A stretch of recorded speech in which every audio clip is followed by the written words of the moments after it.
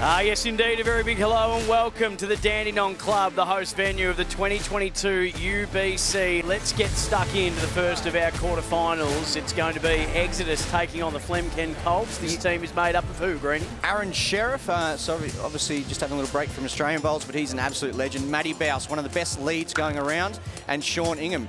He's been playing up front for Exodas as well. It's been a really good effort from the three guys. They topped Section A, so they know what it takes. They've had a little bit of a break now, but the boys will be back out in the rink now and ready to rock and roll. Well, there, Ingham is playing. He's going to be leading up with Aron Sherriff. So, Aron Sherriff, well, he's such a name synonymous with the sport of bowls, especially in Australia. And talking about bowls in Australia, we talk about US as well, because we've got two US franchises, the Golden State, but also the Tsunami, Southern California Tsunami, and one of their star players, Dion. Welcome, Lauren. Oh, thank you, Chris. Good to be back in the box with you, buddy. Yeah, we got some action ahead of us here. Should be a good game. Greenie introduced the Flem Colts, the young punks, the young whippersnappers they love of the having UBC. Fun. They love having fun, that's for sure. Nathan Wilson, he's just a highlight reel. Dane McKinnon, we saw the touches he was putting on earlier as well, and Jordan Yates. So Jordan hasn't been out there tonight yet, but we'll wait and see, because three young players and young stars, Nathan Wilson, Dane McKinnon and Jordan Yates for the Flem Colts. So they're sticking with their winning lineup, and that's Dane McKinnon and Nathan Wilson. They got plenty of support here too. Giving the sponsors a plug. Nicely done, Nathan Wilson, and they've been playing some really exciting bowls. So, Lauren, the experience for you guys coming over, the Southern California Tsunami, Golden State have sent a team over as well to have the US presence. How have you found the first couple of days? Oh, we've been just purely enjoying ourselves, you know. We haven't made it through to the playoffs yet, which is disappointing, but you can't lose in this event. It's just so much fun, and the competition, the people you get to play against, it's just absolutely phenomenal. Tell us about your journey into bowls, where you currently play, where you currently reside. Oh, I'm glad you asked. I'm at least fourth generation bowler. So right. my great-grandfather, my grandfather, my dad, and myself, and we don't know beyond that. Could go further.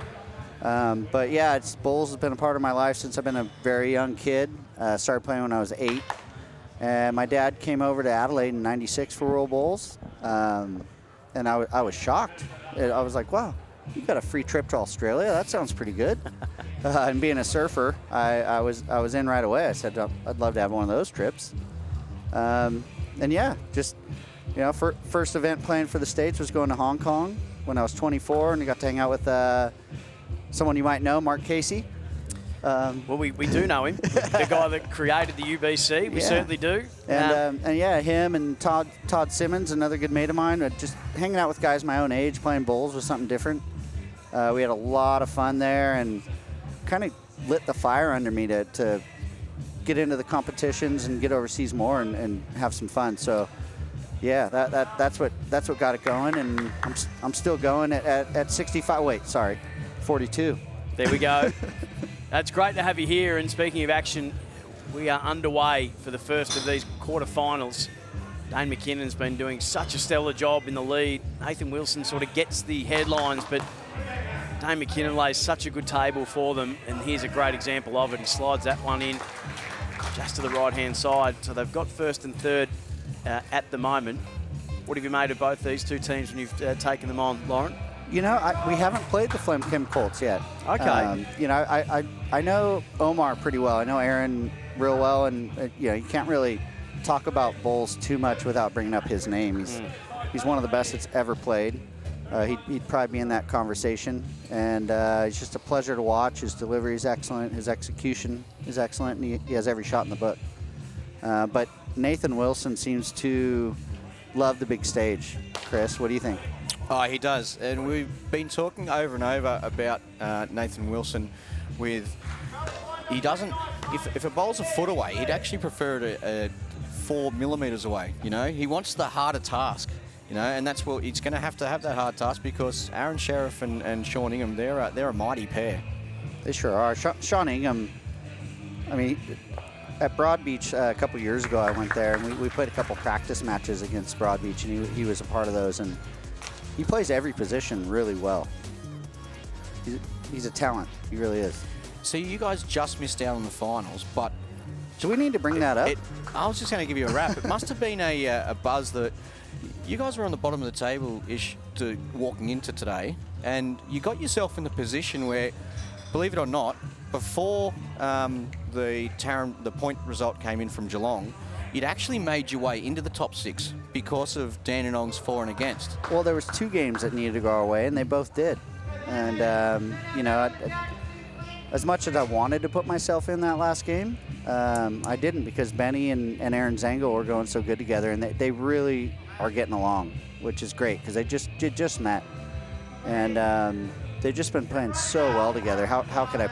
Look at this from Aaron Sherriff, right on the money. There he is. There he is. Putting themselves in a position 1A.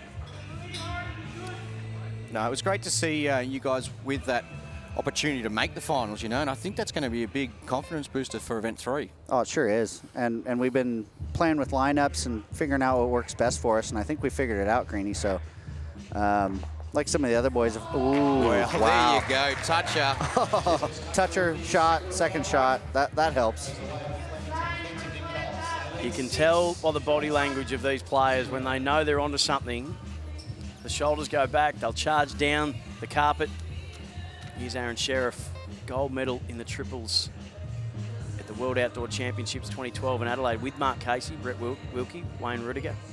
A rare miss for Aaron Sherriff, but it's going to end up in a handy position, I think, if it stays up. Yep. He's a 3-time Commonwealth Games medalist, bronze in 2014 in Glasgow, 2 silvers in the triples and the 4s at the Gold Coast in 2018, and 3-time Bowls Australia International Bowler of the Year. His resume reads as well as any, Greeny. Absolutely. I was fortunate enough to play a lot of juniors with Omar, with Sherriff. So we come through together, which was it was good fun, actually. Yeah, I mean, he's a good bowler, but he's also a pretty good guy too. Yeah, absolutely. Really good guy. He joined us in commentary for Event 1 finals, and his insight was Well, what a bowl. a treat. Yep. And that goes for his whole family too, the whole Sherriff clan. And I know they'll be watching and cheering him on. Look at this, Nathan Wilson. Big time set from him.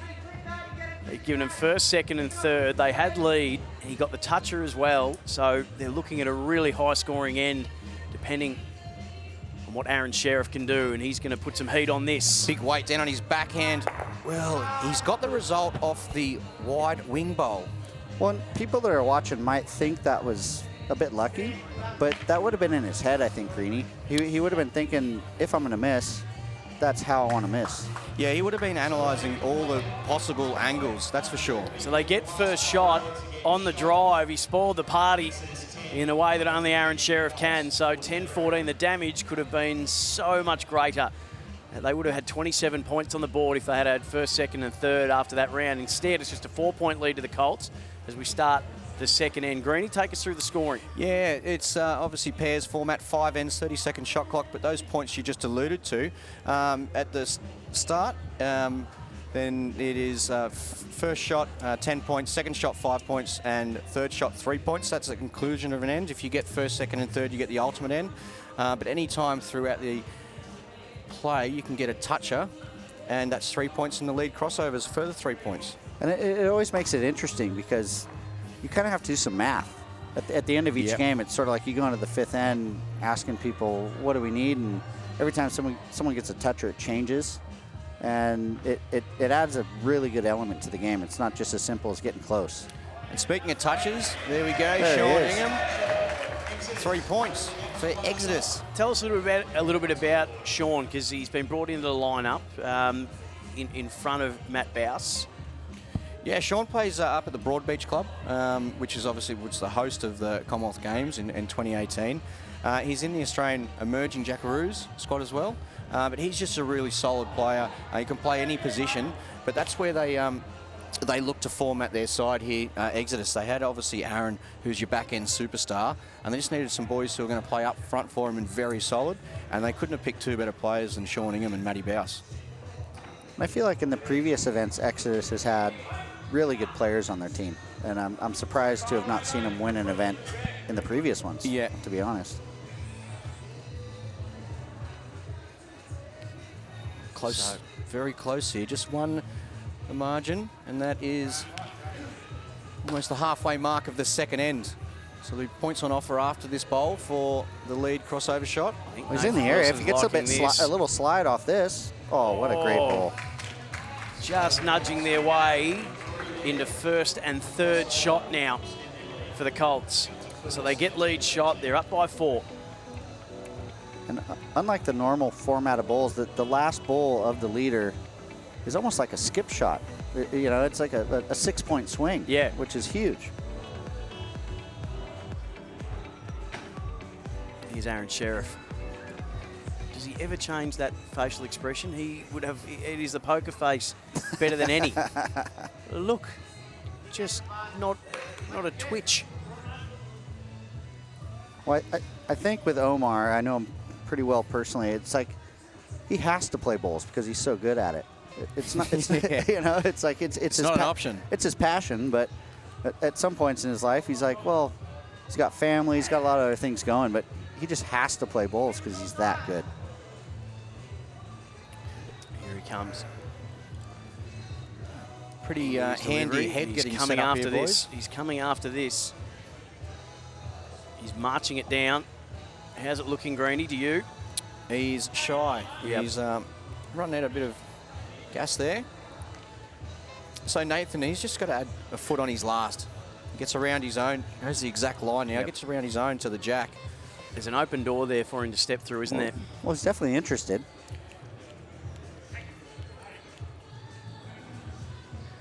Look at this. Oh, he's playing so Look well. at this, Oh, ladies my and gentlemen. goodness. That What a shot, Nathan Wilson. is A-grade quality from Nathan Wilson. The North Bendigo Bowls Club would be cheering that one home.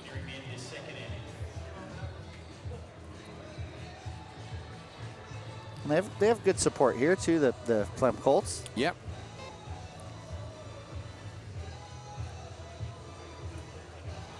Seven-point lead. Is it me, Greeny, or any time Nathan Wilson's come up against? What a shot Oh that my is to goodness. get around that. Sorry, Sam. Nathan Wilson seems to be relishing the matchups with the best in the business. Yep. The shoulders go back, there's a spring in his step, there's a real purpose about what he's doing. He's really relishing the chance to go head-to-head with the best in the business. 100%. He lifts every single time. It's just like we say about if there's a foot to draw, he'd rather less. Give me less, you know.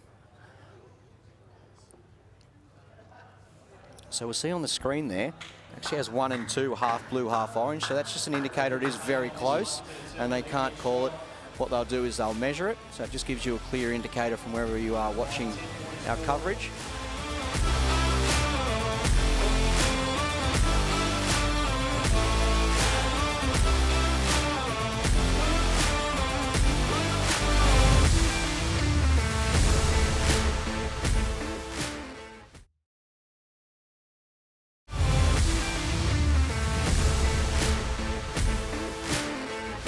The matchup between Exodas and the Flem Colts remain close for the rest of the game. Both teams are on the money throughout N3, with each shot answering the last.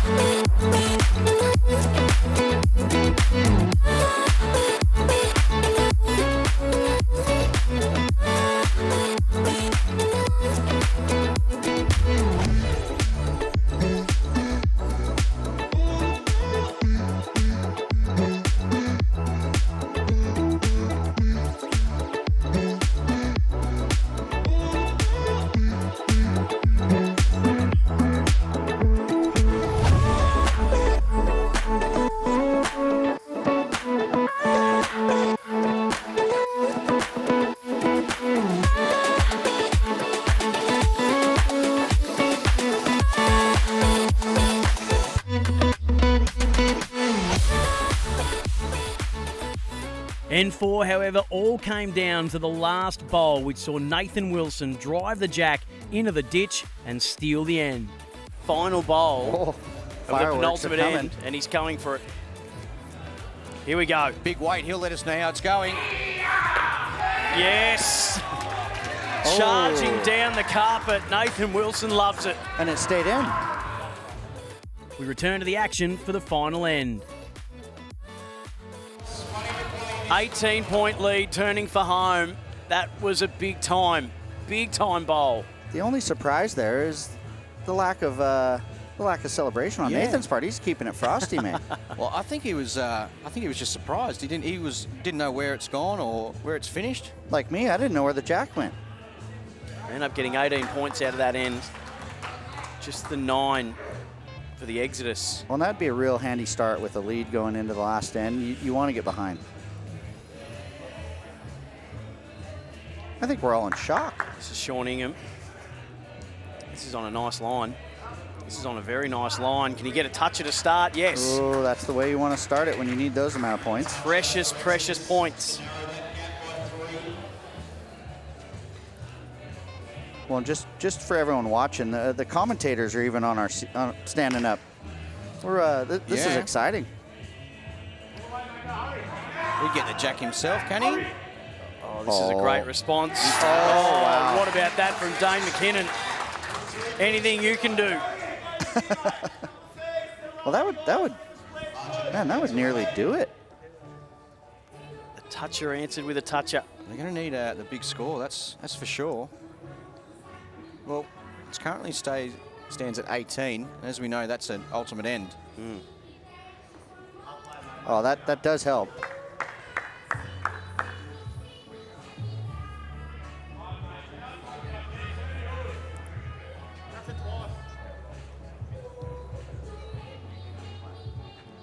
What a turn of events there with that bowl. Can you feel that, Lauren? That the anticipation, that hush that falls over the crowd. Yeah, I think everyone's in shock. In the big moments. That bowl was big. Like in all sport, bowls as well, you take your cues from the crowd. They know when it's tense.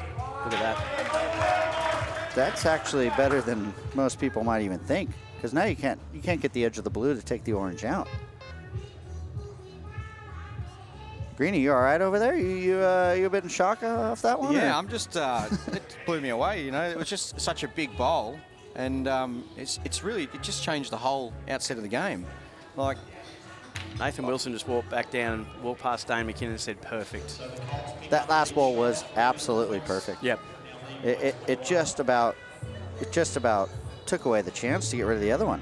So the winner of this goes into the semi-finals. They'll play the winner of the Warilla Gorillas up against the NCE Raptors, which is our next quarterfinal. Finals of Event 2 on UBC. And I was going to say a couple superstars with the Warilla Gorillas, but these Raptor boys are becoming superstars on their own accord. Yeah, they're are playing great. Yeah, Dean O'Neill, Joshua Corless, Liam Turner, the 3. And you know, being so young, an average age that's definitely the youngest of the field. Yep. They've really held their composure and played great throughout the first 2 events. And I'd love to see the boys go for a little run. Nothing against Warilla, but you know, Teys and I go way back. We're good mates as well, but just good to see the Raptor boys going well. I mean, I think that's been the people have loved seeing the young up-and-comers have success at these events. And as you say, I mean, we know what we're going to get from Aaron Teys and Corey Wedlock. They're both Jackaroos. They both represented their country. They've won their trophy cabinet's very full, as you know. But getting to see the future stars of the sport has been really exciting about this tournament. Now, what are we setting up for here, Lauren? It looks like that there could be more fireworks coming. Well, you know, there could be some fireworks, but Omar's going to produce. He's going to have to produce something real special here. So he's trying to bring this on the forehand. But of all the people I know, he is the man for the job. Oh, has he got this? He squeezed this. Oh, and you just saw the head drop of Sean Ingham. So what he was trying to do, Lauren, correct me if I'm wrong, is just to get a touch, obviously on the jack, which would push it out to the blue they've got. Yeah, and even if it went towards the orange bowl, he would have a chance to remove the orange with his last one and maybe get a toucher. Yeah. Looking at the score, I haven't done the math, but he would have probably needed, you know, a toucher and all 3 shots. Yeah. And now that's looking pretty difficult. Yeah, they do have the 3 out the back, so they did need a toucher and an ultimate because it's 21 points down. Exactly. But And that would have leveled it. well, I don't see how it's possible, but you know, Aaron Sherriff is Aaron Sherriff. So let's see. If anyone can, the Sherriff can. Exactly. He must have something going through his head. He hasn't shaken hands yet, so let's see. He thinks there's a play at this. So this will be fascinating. Can he lay down the law? He's going big. Wait on this. He's missed, so that will be it. There we go. Another big time performance from the Flem Colts. They put another mammoth score on the board, 82-53. And gosh, over one of the very best to ever do it, Aaron Sherriff and Sean Ingham from the Exodas team, who bow out at this stage for the second time in 2 events. They didn't have to play in the preliminaries because they finished top 2 in their section, and they are knocked out in the quarterfinals for the second straight event. And there is real momentum building for the Flem Colts, Lauren. There sure is. They just, you know, Alex Marshall followed by Aaron Sherriff. What a couple feats they've done. Oh, yeah. And all the best to them. That was a great game. Absolutely. We're going to cross down now to Chris Green, who is with our winning team, the Flem Colts, Dane McKinnon and Nathan Wilson. Thanks very much, Sam. Dane, I'm going to start with you. Any of the shots that Nathan plays, do you ever get surprised, or is it just this is what's going to happen now? Greeny, he never ceases to amaze me. He's a special player, that's for sure, and a special mate at that too. So that's what it's all about, the mateship there. Look, a lot of the teams here we do see with the UBC, it's that connection off the green that shines through on the green. You two guys, you look like you're having a heap of fun. Dane, you're setting the perfect platform, and obviously, Nath, you'll come through with the big bowls at the right time. But we talk about that connection and off the green, on the green. You must be really thankful for the support from your Flem Colt supporters. It's massive. Yeah, sort of lifts you up a bit. It gives you that third sort of player. So, you know, there might be 2 on the green, but there's definitely 3 out there or more just supporting you. It's great. Now, well done, boys. Well, you've booked your spot in the semi-finals. Event 1, you were semi-finalists. Now, Event 2, you're the first team to book your spot in the semi-finals. Good luck, and we can't wait to see you later on tonight. Back to you, Sam. So well done to the Flem Colts into their second consecutive semi-final. These are the highlights of a phenomenal performance. Nathan Wilson coming up with big-time bowl after big-time bowl, and they go into the semis with a ton of momentum. They are turning it on in UBC2, the Ultimate Bowls Championship. It was great to have Lauren Dion from the Southern California Tsunami, and now the Australian component of the Wellington Hornets, the New Zealand team, Dave Ferguson, who's been good enough to jump on after the Hornets were knocked out in the prelims. Sorry to bring it up again, Dave, but it's great to have you with us. No, it's all good, mate. No, it's been a great tournament. We got a bit stiff, but the boys played some big bowls at the crucial times, and that's what you do in this format. Nathan Wilson, we're talking about these head-to-head matchups. So Dane McKinnon sometimes getting lost in the wash for how well he's playing at lead, but Nathan Wilson is really turning heads. I mean, they took on Moama, and he had the better of Alex Marshall, one of the greatest to ever do it. And he's done it again. Aaron Sherriff also up in that category arguably as well, and he's been able to get a win. And his team have been able to get a win, and they get themselves through to their second consecutive semi. They got a ton of momentum, and they're really turning it on. Well, I had the pleasure of playing both with Nathan and Dane in the Victorian pennant this year, and Nathan is just one of those players that on the big stage in big games when you play the big opposition, it's like he steps up to another level. It's actually you want him to play the best players of the best teams, and that's when he plays his best. And Dane has probably been one of the most consistent players and probably overlooked for a long time, I guess, and because he just does his job and does it pretty quietly, I guess.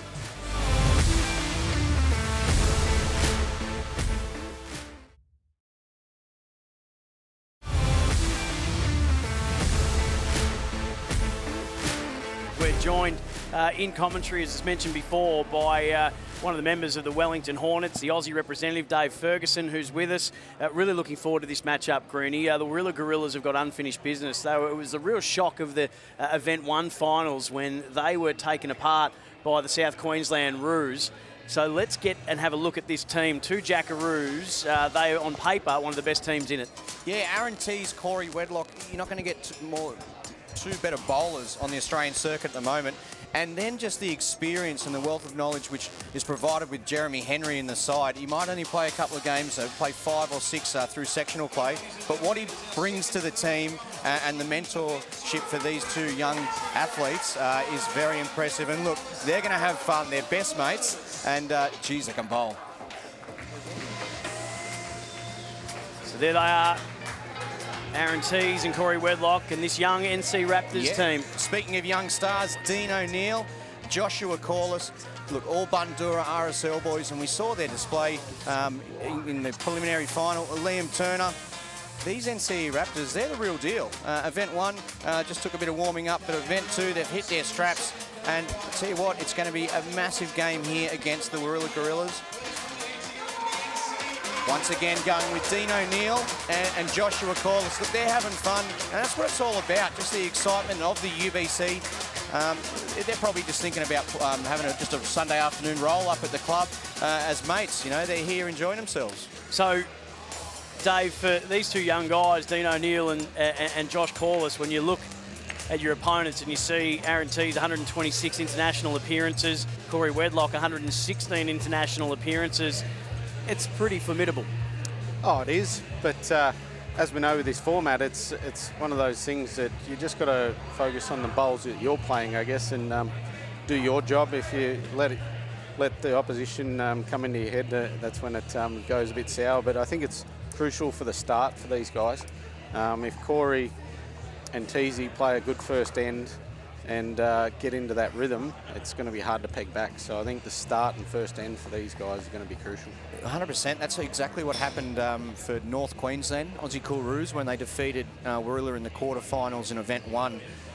They just held that good start. Didn't let the Warilla side get away. And look, it is super important. We saw with Dandenong Club their success in 2019, and that was all based on the fact of their first couple of ends. They'd get that big lead, and then the other teams are trying to create stuff instead of just playing the bowls as they know. So Corey Wedlock leading. They like to switch it up. They often tend to argue, these two, Aaron Teys and Corey Wedlock, about who's going to lead, and it's all more often no, you lead, no, you lead. Yeah. I think the combination they're playing now has always been their strongest. Yep. It actually would have been a tough one going into this event because I've watched Jeremy in the sectional play, and it was a pretty hard section, our one, this time, and he was probably their best player in 5 of their rounds. It would have been a hard decision to actually today. So after the toucher, NC Raptors with an early 3-point lead. And that'd just boost the confidence straight away to get those opening points. It's always good to get on the scoreboard because we have seen sides, so it's not until the second end where they are getting on the scoreboard. And yep. It does get scary when you're looking and you're seeing 24-0, you know? It's Corey Wedlock just going to open up his account and answer with a touch of his own. Teys down there giggling. So something's tickled his fancy. Yeah. Just trying to see what it is. Corey Wedlock's international success. 2019 Trans-Tasman overall team win, men's champion. Multi-nations, the same. Silver medal in the triples and the fours in 2019. Gold Coast Multi-Nations gold in the triples. And if you were to have a think now about when it comes to Com Games, which is around the corner, how well would Australia be served by having these two as the pair, Aaron Teys and Corey Wedlock, or is it still up for grabs in both your minds? There's no doubt probably both of them is a pretty good chance to be there. How they line up is going to be the key. But they do play very well together. But it depends on, like, they do have a camp going over there in a month or 2 time. I think that'll get a lot out of that. And it's conditions over there are totally different to Australia. So it could be a case of who's actually playing really well on those surfaces, how they pick their teams. Is that fair, Greenie? I mean, it's a great point that Dave brings up, and we've heard from Kelsey before about just how different the grass is that they're going to be playing on. So it's probably not going to be a decision that's made until we get a look about who's handling that terrain more comfortably. Yeah, 100%, and that's why they do have the camps, and not just the camps overseas. They often have greens in Australia that a club might help out and prepare in a way that it is similar to overseas. So obviously leave them to grow a little bit longer, drench them so they are nice and heavy, and then they go and practice on those as well. So there's a lot that goes into the selection. As Fergie said, they're obviously, these two are right in the mix, but good luck being an Australian selector because there is just a wealth of talent there. Yeah, and they're turning to the analytics a lot more from what we're hearing as well. So you'd imagine that camp there's going to be a lot of numbers that Gary Willis and Karen Murphy are going to be throwing around, the coach and assistant coach, to make those big decisions. And they've got a lot of former international players from the Northern Hemisphere who are now involved in the high performance for Bowls Australia as well. Yep. So they're obviously doing all that planning. They're trying to tick every single box, you know. Don't leave a stone unturned. And that's, look, that's what you got to do in professional sports. Yep. Turn to people who know the conditions, who know, use that word terrain again. So 9-3, current lead. Big bowl. This is what I was talking about before. This first end, they're holding a great two. He's got to play a really good shot here, or if Teys, if they pick up an ultimate end here with 2 touches already, or might he get? No, he's got to be stiff. He's helped them out. So that's an ultimate end. That's going. Yeah, ultimate end, and they got the touches as well. So they put 27 on the board straight away. That's a big statement for Warilla. They got knocked out in the quarters in event 1. And no one really, with all due respect to the Roos, no one really expected that. Starting with an ultimate end, it was clear that Aron Teys and Corey Wedlock were in the zone for Warilla. With a dominant performance looming, the Raptors hung on with a few nice touches to keep them in the game.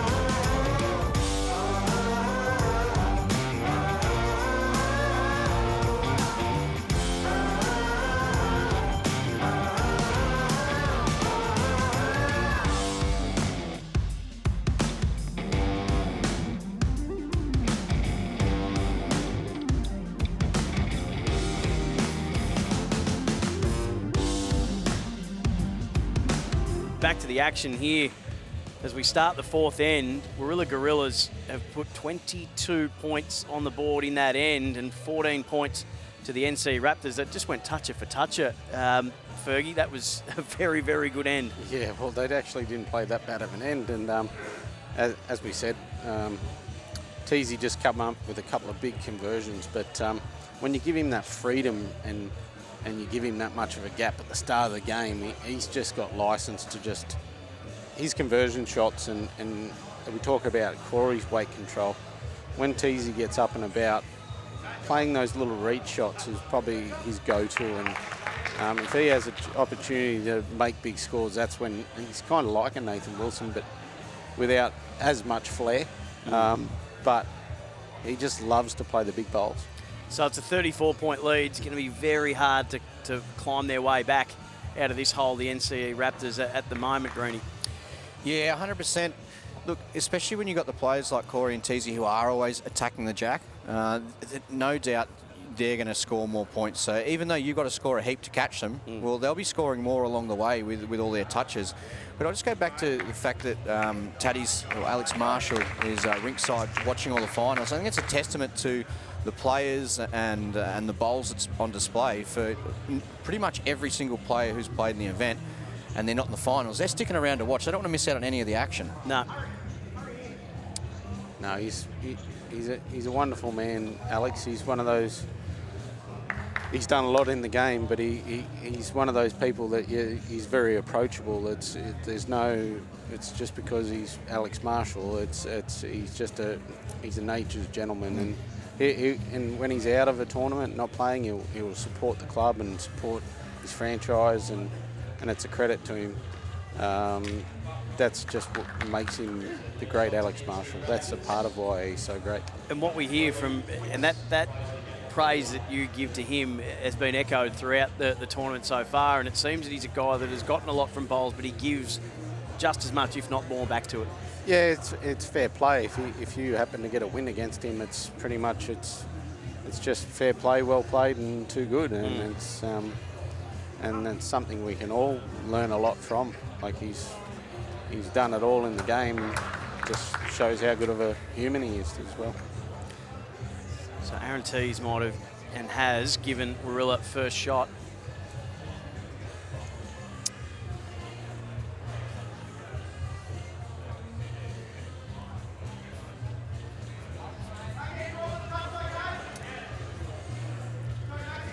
Because Teys has been so good, Dean's had to play a lot of weighted shots here, and it's actually forced him. He hasn't been able to get in any kind of rhythm with his draw game,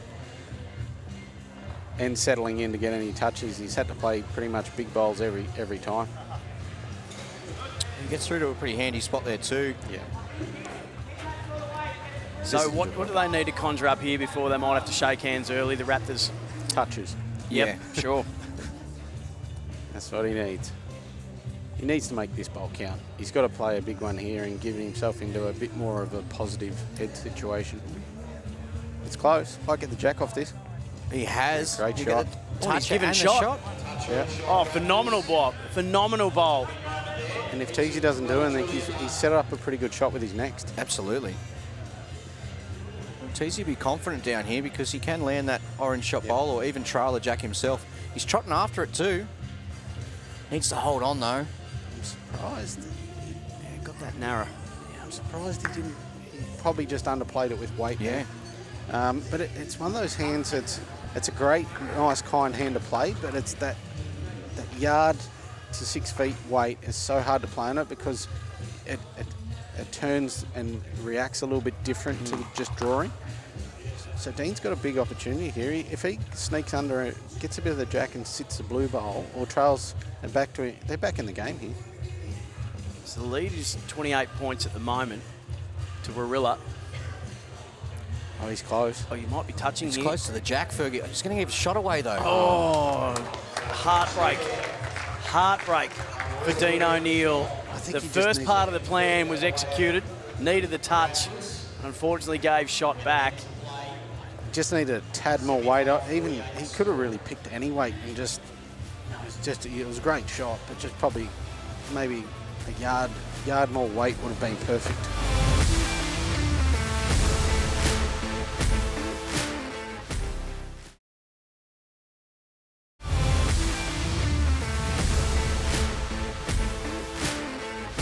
On the defensive side of it, they only gave 10 points to Warilla. Picked up 17 themselves. That's the lowest scoring end for Warilla in this quarterfinal so far. They need a Geelong Clippers right now. They need a Ray Pearce Streaky Bay last end, I think, here. That's probably the best last end I've seen in the tournament so far, and biggest lead run down. Can I just say to the Dandenong Club too, by the way, that every time food comes out, I don't see it, but I can smell it, and it smells beautifully. And they do a magnificent job here. If you haven't been to Club Dandenong, that's a nice start, and the touch. Great. So that's exactly what you called for, Fergie, that you've just got to be putting bowl on jack. Yeah. Guys, quite incredibly, if Warilla are to hold on here, they will be the first team tonight from Section B to progress. So in the preliminary finals... Oh, come on. Yeah. Come on, Corey Wedlock. In the preliminary finals, all the Section A sides got up. And if you looked at it at the start of the event, you would have thought that Section B, it was the section of death, really. If you looked at names that were in the section, and as we saw in the results, how close it went into the last game, and it, yeah, I'm surprised by that, but yeah, I'm not surprised to see Warilla progressing though, because they have been impressive in this event. Well, they did finish second in Section B, and when you look at who tops Section B, there's no surprises there. It's Event 1 champions Geelong. Yep. They play Whittlesea in the last of our quarterfinals, having got past the prelims via finishing top 2. It's almost handshake time, you feel, Fergie. Yeah. 27 points. Yeah, it's... And shot. Yeah, you need a toucher at least here, and it's pretty hard to get a toucher here. He's close though. Trying to take Fair out play. that front blue. It's made it a lot better. Yeah, so it just keeps it a little interesting. He needs... No, it's gone. Game over. Yep. Yep, you can't. So the lead shot after the first. Three touches and Ultimate ends 27. So it is game. I think they'll just play it out just for giggles. Thanks for not using the first part of that expression, Fergie. We greatly appreciate your restraint on that, mate. Yes. No. Yeah. It's just, as I said, that start. It's the first 2 ends. 27-3 after the first end, and then they put 16 on after it. And it was actually the third end too, where they put 22 on the board. Yeah. You got to make it a dogfight with these guys. Yeah. If you play Corey and Teys, you've got to get into the grind and put the pressure on early, and you just got to have that fair share of luck at the end. Yep. Because they're just too good of a side if you give them momentum. Well, they've put 81 on the board. The Colts put 82. They're going to surpass that. I don't think they've actually played that bad. They've actually played pretty good. The Raptors? Yeah. No, not at all. They've played some good, but they're, as I said, in even our game, their first 2 ends were loose. Yeah. And they couldn't afford to do it in this game. And Warilla don't really give you a loose end. No. Look at this. That's brilliant. Yeah, that's 1-2. May as well pull the big stick out here just for a bit of show for the crowd, but no. Yeah, it's a good way to exercise some demons, isn't it? Just to have some frustrations leave you. First time in the finals for them, and well they'll done. learn a lot from that, and a little bit of pocket money won't hurt them, and going into event 3, they'll look to... What do they get for a quarter final? I don't have it in front of me. I think 5? it's... Yeah, 5 or 10 grand, I believe. We'll get Greeny to take us through the numbers. I think if $40,000 up for grabs for the winning team. Yep. 20,000 for second. Yeah, it's definitely... This is commanding. They're going to crack a ton the way they... Oh, no, they just needed a toucher to do that. Yeah. Oh, Dane's let us down. Pull the big stick out, mate. Has anyone raised the bat and scored a ton in any of the sectionals?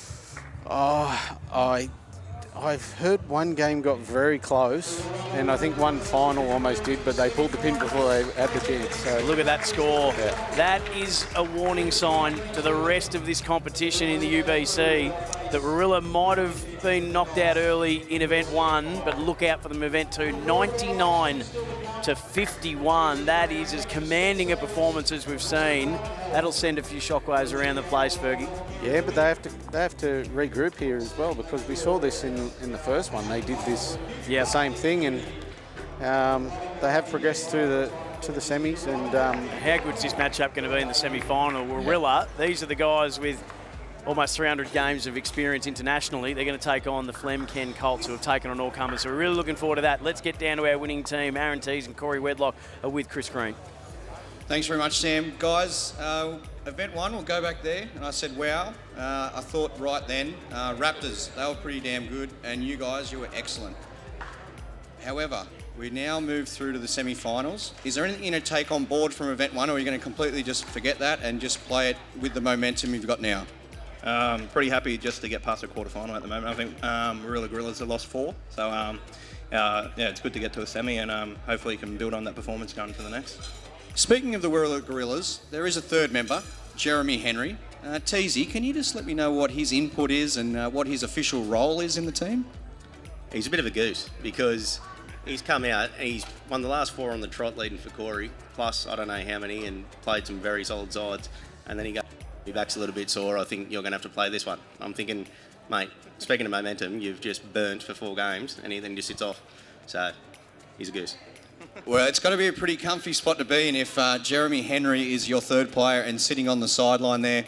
If he was burning, I'd love to see what the display you guys just put on. Look, well done moving through the semi-finals. Good luck. We've got another quarter-final game coming up very shortly, so we'll head to that. Thanks, Sam. Good on you, Greenie, and good on the Warilla Gorillas. That is a big-time performance, 99-51 in the end. These are some of the highlights. Fergie, where did they set this up? First 2 ends. They just were dominant and got to that lead. The first end crucial. I think first end in this format is just as important as the last. If you set yourself up with the first end, it's going to be hard. Like, you give these guys an opportunity and a sniff. Unfortunately, the Raptors played really good, but just let them get away to too quick of a start. And they landed some really heavy blows, and it's not just the firepower, but it's the finesse from Warilla at times as well. They've got every trick in the bag. Yeah, definitely. Both are great touch players. They know the rink well now, so as the events get, they're going to have to just keep on getting better. So teams are going to have to just lift. I think that matchup in the semi-final, to believe, going into this final series, I think both of these teams are probably the 2 form teams of the comp at the moment, as well as Geelong. Obviously, they're looming ominous in the bottom half. Join us next week for more UBC action. The UBC is proudly supported by Ryman Healthcare, Henselite, Sports Centre, Audica, Specsavers, Apia, and the Dandenong Club.